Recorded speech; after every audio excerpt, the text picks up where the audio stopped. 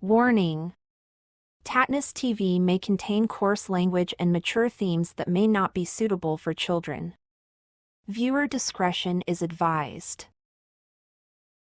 You never see it coming when the sniper hit. That's my kind of this like infinite living with a ninja strength and confidence. The sun saw me dial it in, showed y'all what time it is. Shining only common sense. Daytime is over with, nightfall. Any minute X on my list, I black and night crawl. Here and there you see me, after that a nightfall.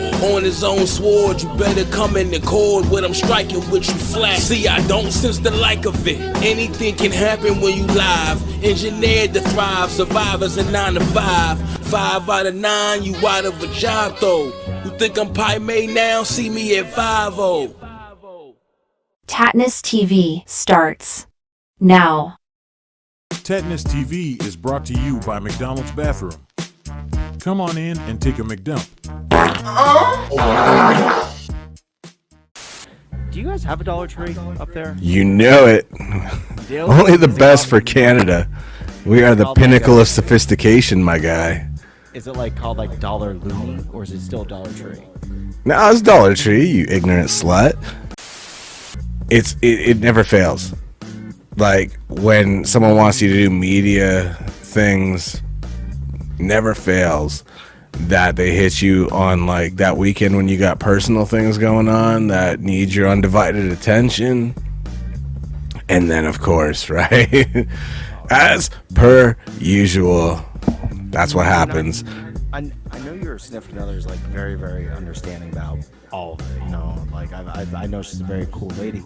But in those type of instances, you really got to be like, no, absolutely not. I don't care what it is, who it is, what's going on. I can't say yes. Is there an instance where you would have said yes? Like, what could they have thrown at you that would have made like, maybe I could squeeze you in? Nah, man, when it comes to like her and my kid, like there's nothing that you're gonna hit me with. It's either if I'm that valuable to you, you'll wait and we'll do this at an appropriate time, or we're just not doing it. You know what I mean? So I didn't even respond to the request.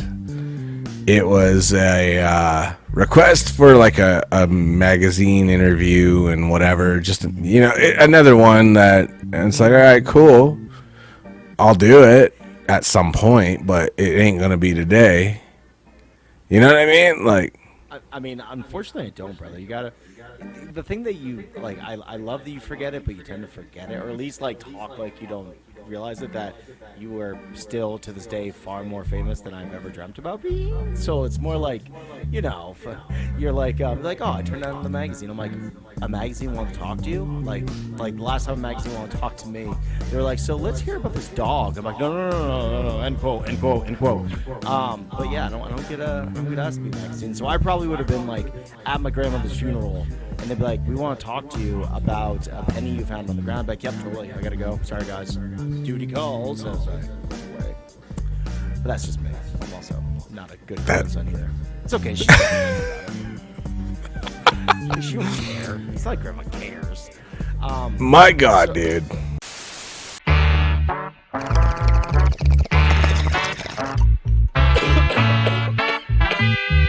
The 420 Sessions, the animated series.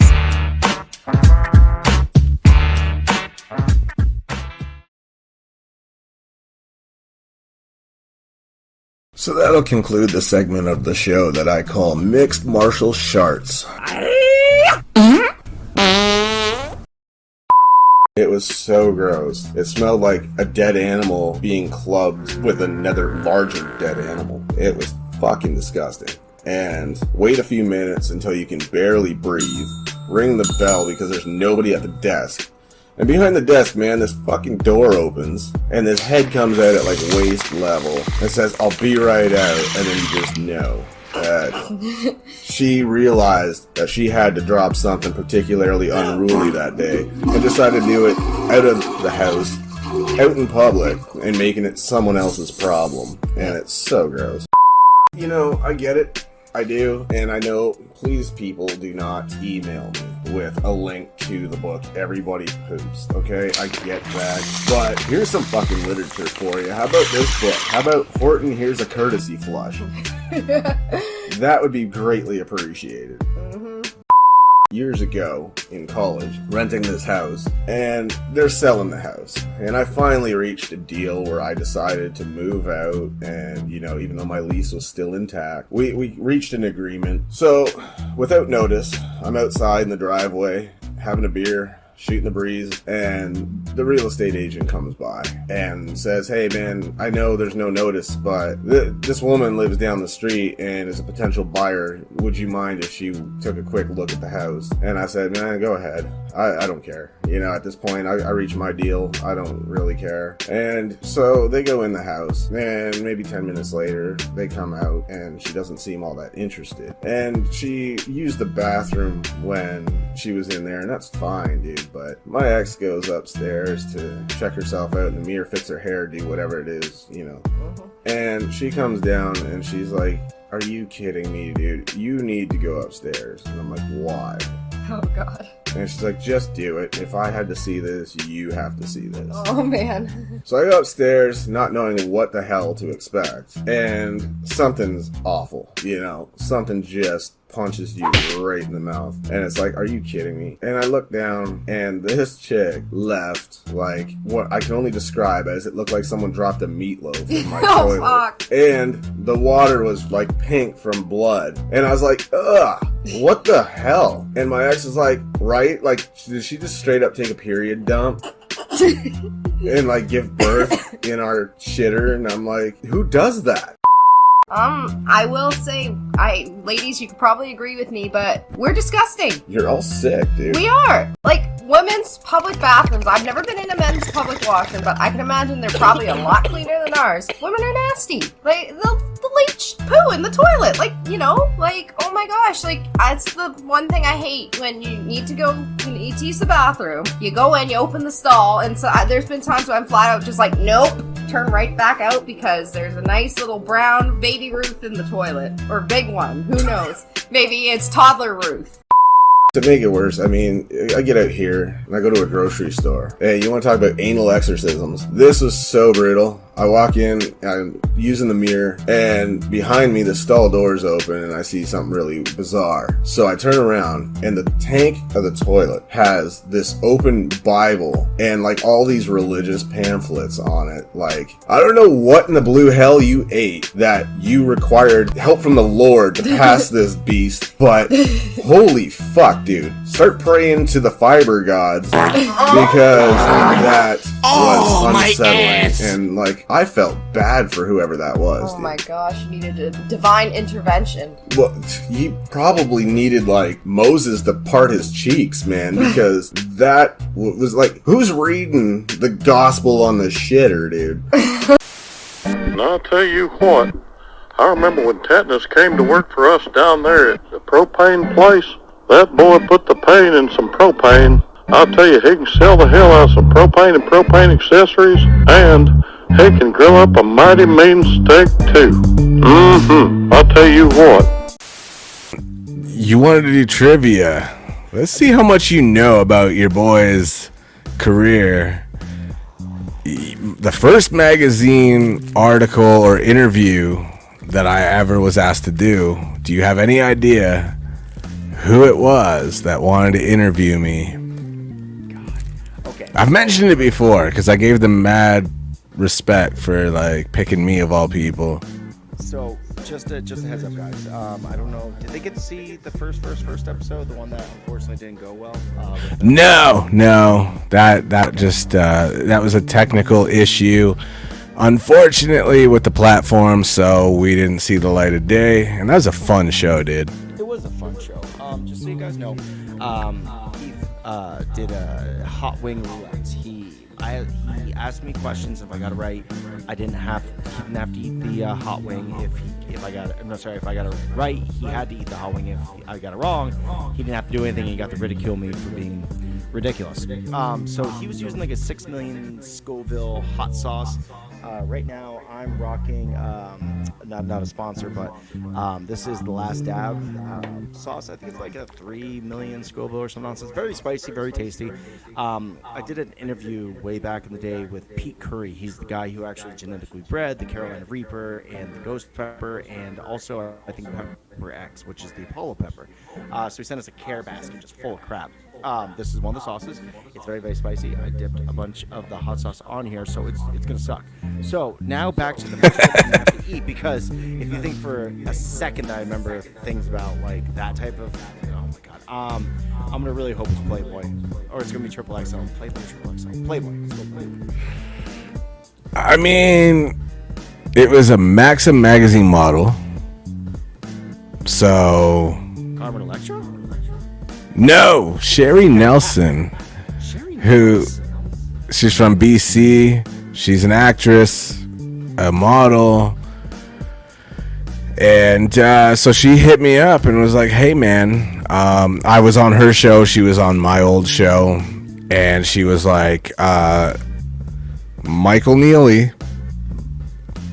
For those who don't know, Michael Neely was the A&R guy for Def Jam Records. He was best friends with Rick James. He owns the magazine that he let her pick who she wanted to interview. He's a friend of mine as well. And she picked me. Wow. So, That's an honor. Yeah, dude. That sucked really hard. Every magazine after that one, no disrespect, but every magazine after that one, I'm like, it was just another one. But that one was a big deal to me because of that reason. But, you know, it's funny. Like, to your point, I wanted to address this because it's so funny to me. We do what we do with the show, and we have fun. We had fun, even though that first show, platform issue, whatever, we had so much fun. And I honestly am at a point in my career. Oh, thanks, Michelle. Love you to death. Michelle's funny as hell, man. Anytime somebody emails me, is like, I'm your biggest fan. I'm like, y'all, you haven't heard about Michelle, because if you be saying all that, she will cut you. Because, but anyway, back to the point. Just keep talking, because these chips are really hot and I don't want to eat another one, so keep going. I know, I see you suffering. I'm trying to help a brother out. Gentlemen. Right? And, I'm always ready for it. Oh, trust me. It's, one of those things where anytime, like, we had fun. If somebody doesn't like the show, honestly, at this stage of my career, almost a decade in, don't watch it, bro. There's so many people that do.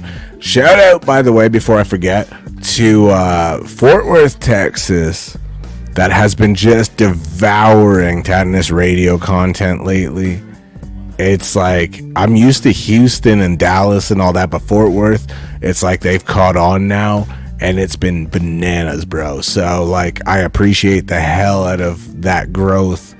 Every day in the analytics, they're just like going through it. They're digging through the old stuff, the whole lot. Appreciate the hell out of y'all for that. But like I was saying, man, that's kind of the point. I'm at a career point where I'm hitting a decade now. 2025 will be 10 years of doing this in some capacity, whether it was MMA, the podcast, movies, TV now. Like, I've done way more than I ever thought imaginable. I'm comfortable with it. I'm not, and this is going to drive my personal assistant nuts because we're so close. And she's always on my case about this. I'm not big on pride, dude. It's not my thing. So, like, she's always like, you need to look back at what you've done, be proud of it, whatever. It's not my thing. I'm just at a point where, like, what I do now is for my daughter that's coming. It's for my kids, that they can look back on what I've done when I'm dead and gone. They can look back at it all and be like, damn, if Dad could do all he's done with what he started out with, then I can do anything because I've had support. I've had a parent that loves me and supports me. I have both parents love me, support me. He didn't even have one, like everything was negative, and he just turned that into a positive and used that as motivation to be like, I'll shove it down your throat. They don't need that struggle, you know what I'm saying? Back again, my friend. Of course, with me is my co-host, as usual, Tom. This is why we can't have nice things, Bruno. And as much fun as Tom and Jason had, Daddy's home. So, it's time to get down to business. Crack that whip. I left for a couple weeks, and I came back with a whole ass human. You really did. You really did fucking go away for 2 weeks. It's like that T-shirt you get from the fucking theme parks, but instead of like, all I got is this lousy T-shirt, you're like, all I did was produce another child. What up? Right. Sort of a miracle, bitches. And I am thrilled to say happy and healthy and an absolute blessing. I couldn't ask for a better, more perfect baby girl.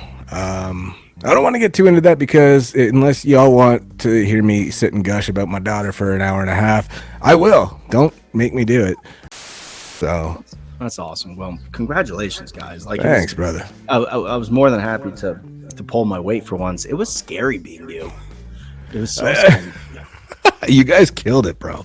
I checked in, as people may have seen, and just because I was curious to see, if you were enjoying it. I definitely enjoyed it. Like, that's the nice thing about kind of like having Jason already be like a showrunner with me, is like we know how we flow. Like, there is no like in between awkwardness to it by any stretch of the imagination. And not to say there was any awkwardness with me and David the following show, but like me and David hadn't spoken in a year and a half, which is kind of unfortunately very visible when you watch the episode. Like, so in the first the first half before like everything just started kind of, it was kind of like almost like a catch-up phone call, which kind of sucked. I'm sorry if anybody tuned out for that. That wasn't the intention.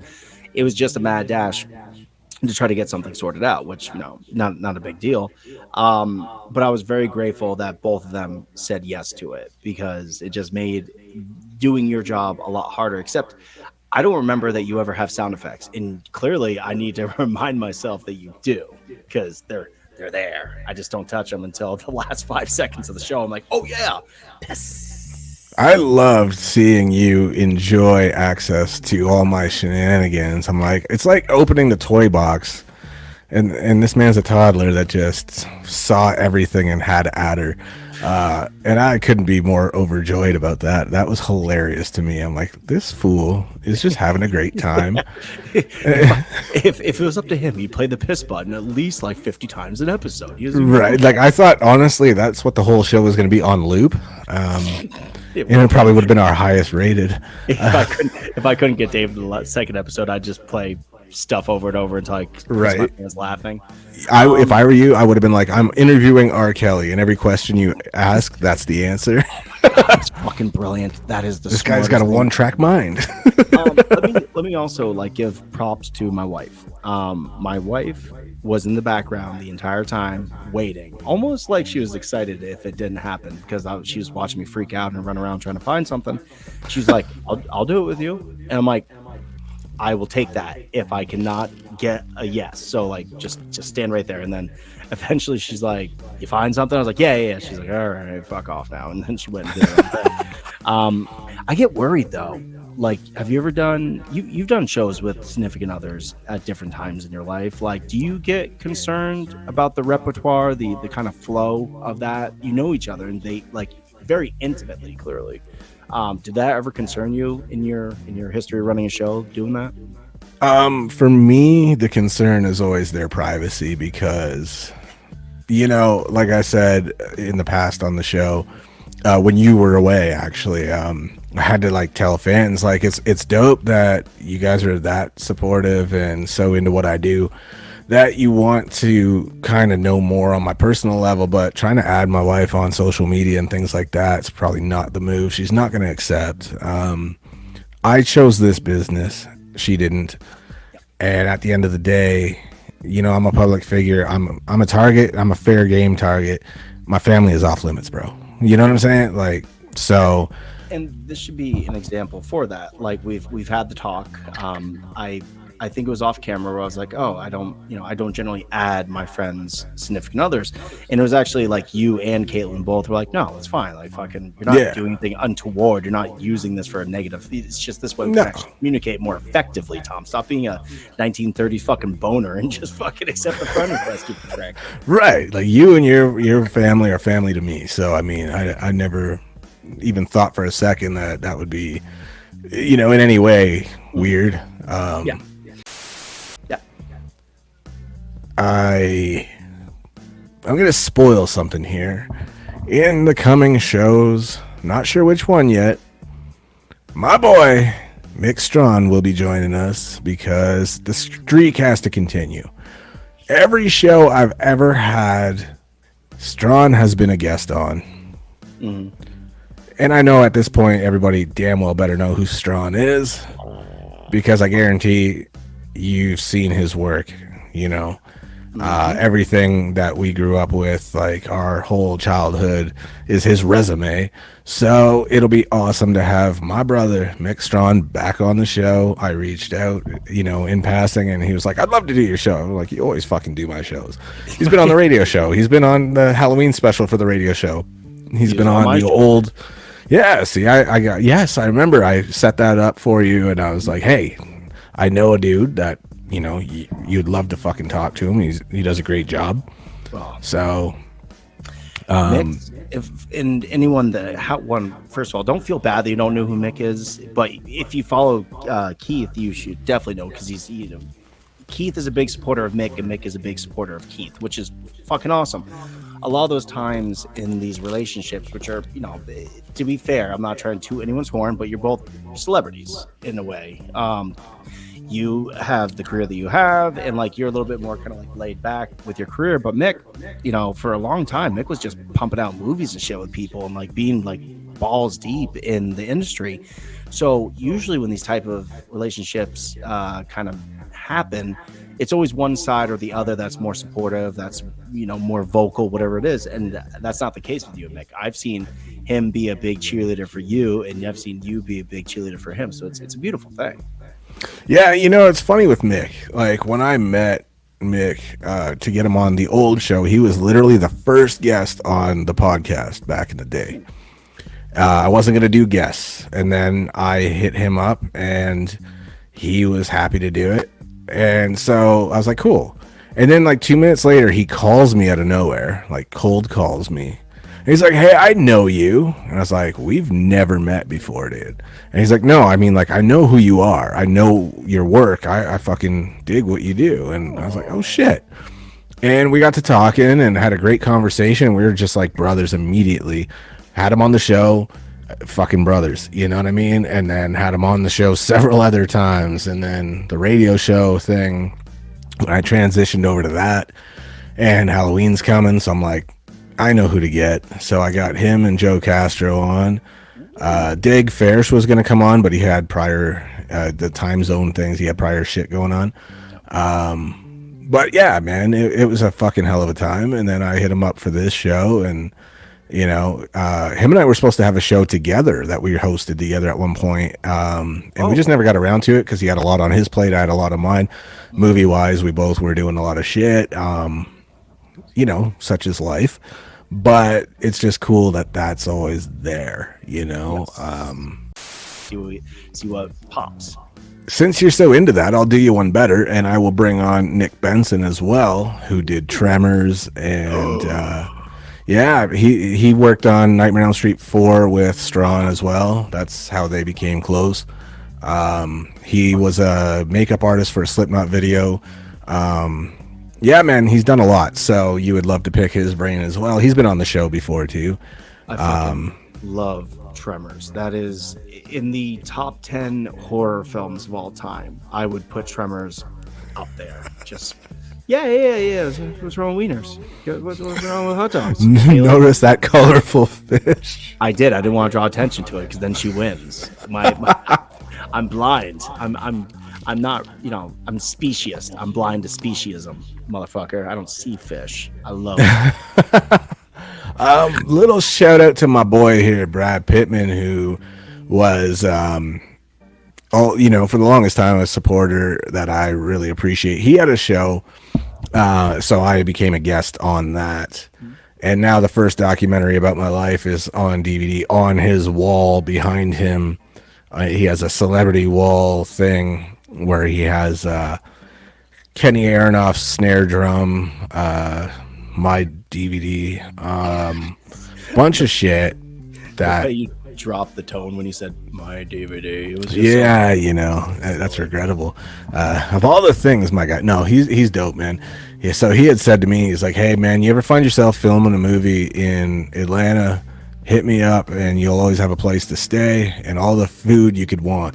And I was like, what a generous offer, man. So shout out to him for being such a good brother. Oh, this is Skylar. Baby.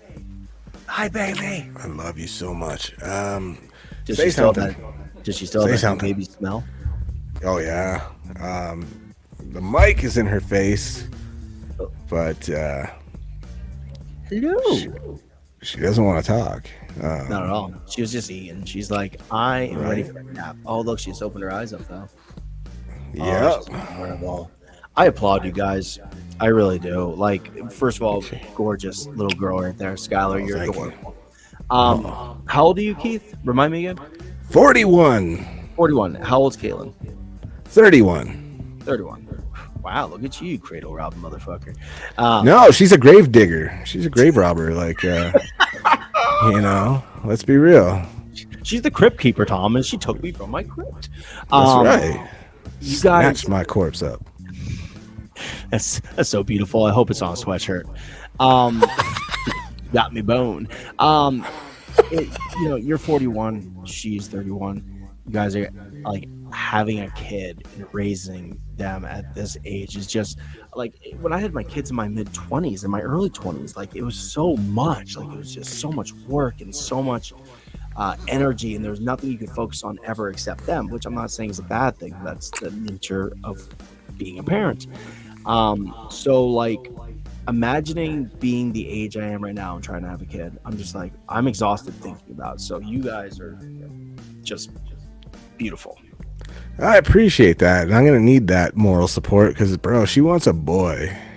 So we ain't done. And if I get another girl, pray for me because, yeah. Number 3. It's not good.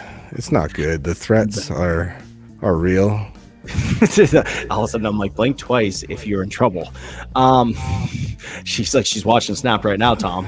She says if I don't give her a boy, she's gonna Henry VIII me. Except I'm Catherine, whatever the fuck her last name is. That's weird. God damn, dude. Oh my god. Oh fuck. Yeah, I think it's about time we fucking let me. Yes, sir. Yes, sir. So on behalf of Skylar. Shut up, bitch! And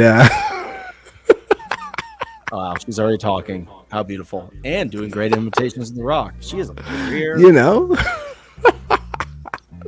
All right, y'all. It's been fun being back. It's been different. I honestly didn't really know what to expect coming back after that long. It felt like forever.